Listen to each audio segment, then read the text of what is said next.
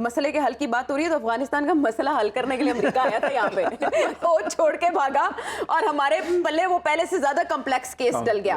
اب دوحہ میں جو مذاکرات ہوئے اس میں پورا ان کو باؤنڈ کیا گیا کہ آپ نے اس پر عمل کرنا ہے. اب وہاں ڈیموکریسی کی جو سچویشن ہے, حقوق نسواں کی جو ہے, انسانی حقوق کی جو ہے, وہ سب کے سامنے ہے. اس کے باوجود وہ معاہدے بھی کر رہے ہیں ٹریڈ کے, آپ دیکھ رہے ہیں وہ کچھ فورمز پہ بہت متحرک ہیں. پاکستان کے حوالے سے ان کے موقف میں چینج کیسے آ سکتا ہے, and how to deal with this کلعدم جماعت؟ کیا ہم ان سے فائٹ کریں یا مذاکرات کیا کریں؟ نہیں, دونوں باتیں ساتھ ساتھ بھی ہو سکتی ہیں. دیکھیں, ایک تو یہ ہے کہ امریکہ جب یہاں پر تھا تو ڈرون اٹیکس کرتے تھے, تو اس کی وجہ سے دہشت گردی کم ہوئی تھی پاکستان میں.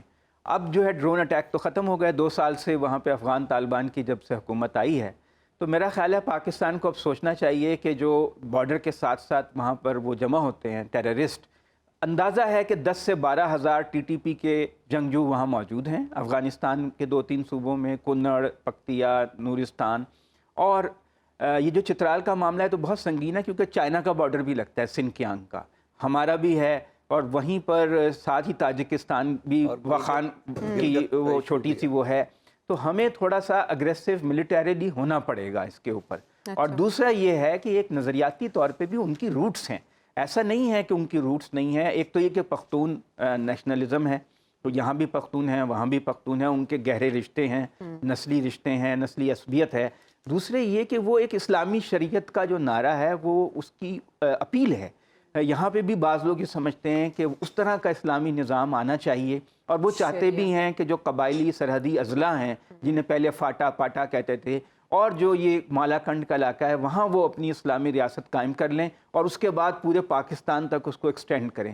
افغان طالبان ان سے لڑنا اس لیے نہیں چاہتے کہ وہ کہتے ہیں کہ جب ہم امریکہ کے خلاف لڑ رہے تھے, نیٹو کے خلاف لڑ رہے تھے, تو انہوں نے ہماری مدد کی, انہوں نے ہمیں پناہ دی, انہوں نے ہمیں لاجسٹک سپورٹ دی, اب ہم اپنے ہی ساتھیوں کے خلاف کیسے ایکشن لیں؟ انہوں نے تو علل اعلان یہ کہا کہ ہم ان کے خلاف ایکشن نہیں لیں گے, یعنی آپ ہی ان کو ہینڈل کریں. اسی لیے مذاکرات شروع کیے گئے تھے. دنیا میں جہاں بھی مسلح تحریکیں ہوتی ہیں ان کو مذاکرات کے ذریعے ہی مین سٹریم میں لانے کی کوشش کی جاتی ہے, ڈی ریڈیکلائز کیا جاتا ہے, پھر ان کو جیسے آئرش معاملہ جو ہے وہ حل ہوا, اس طرح اور بہت سے کیسز ہیں. تو ڈبل اس میں حکمت ہے. ایک یہ ہے کہ ان کے نظریے کا مقابلہ کیا جائے.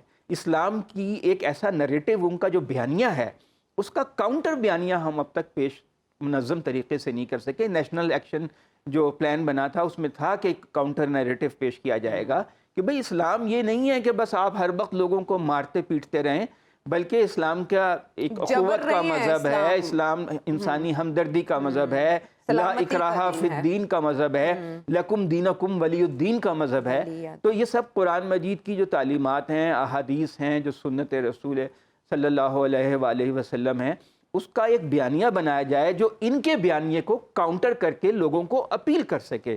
تو ایک منظم کوشش کی ضرورت ہے. اب نقصان تو ہمارا بہت ہو رہا ہے. آپ دیکھیے کہ ابھی سوئی میں ہوا, جولائی میں یوب میں حملہ ہوا, پھر کیا ہو رہا ہے کہ جو بلوچ علیحدگی پسند مسلح تنظیمیں اور ٹی ٹی پی کے درمیان اتحاد ہو گیا ہے.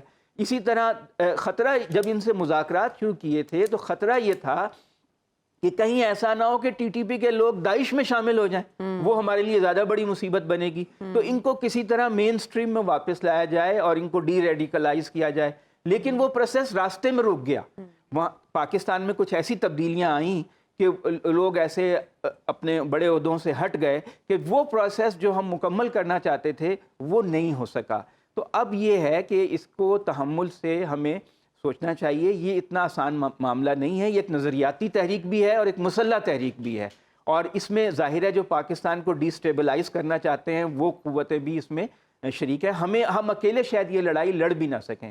ہمیں اس میں عالمی قوتوں کی, اپنے ہمسایہ قوتوں کی کہ تعاون کی, اشتراک کی ضرورت ہوگی, اور ایک جیسے میں نے ابھی کہا کہ ایک بیانیے کی ضرورت ہوگی. بیانیے کی بات کریں, 2018 میں تو نواز شریف صاحب کا جو بیانیہ تھا ووٹ کو عزت دو تھا.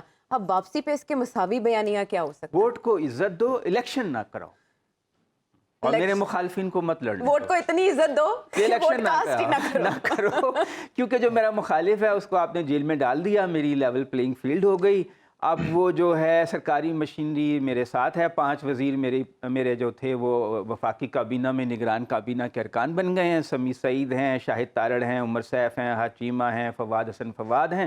تو اب میرے جو مخالف جماعت ہے نا تحریک انصاف، اس کو بس 20-25 سیٹوں تک محدود کر دیا جائے، اس کو کمپین چلانے کی اجازت نہ دی جائے، یہ سارا خلا جو ہے میں پر کر دوں گا. یہ بہت بڑا خلا ہے جو میں ہی پر کروں گا، اور پھر میں وزیر اعظم بن کے میاں دے نعرے وجن گے. میاں دے نعرے وجن گے، میاں دے نعرے وجن. اچھا آپ میاں نے صاحب 1985 جیسی پولیٹیکل انوائرمنٹ چاہتے ہیں کہ سوسائٹی ڈی پولیٹیسائزڈ ہو، میاں صاحب کے کینڈیڈیٹس آرام سے الیکشن جیتے اچھا نہیں، یہ ڈیلوژن تو نہیں ہے ان کے لیے، ڈیلوژن ثابت تو نہیں ہوگا. یہ جب پولنگ ڈے آئے گا تب انہیں پتہ چلے لیکن گا ان کہ کی لوگ واپسی کیسے پہ کیا باہر ہوگا، آتے ہیں. کیسا ان کا ماحول پیر و ہوگا. مرشد بڑا مضبوط ہے. وہ ان کا جو پیر و مرشد ہے کون نا ہے؟ وہ کو بہت تگڑا ہے، تو انہیں امید ہے کہ سب کچھ میرے حق میں ہوگا. جو آزاد امیدوار جیت جائیں گے وہ سارے میرے ساتھ. انہوں نے کہا کہ علاج ہو گیا. میاں صاحب کی آمد صرف ایک شام کی فیسٹیوٹی ہوگی، پولنگ ڈے ان کے لیے نائٹ نہیں، میئر یہ سب ثابت قانونی ہوگا. اعتبار سے بتائیں نا. بار بار یہ کہا جاتا ہے کہ وہ آتے ہی جیل جائیں گے، جبکہ کاکڑ صاحب نے یہ بات کی ہے، وزیر اعظم پاکستان نے، کہ 3 بار کے وزیر اعظم رہ چکے ہیں، پریویلیج حاصل ہے انہیں کچھ.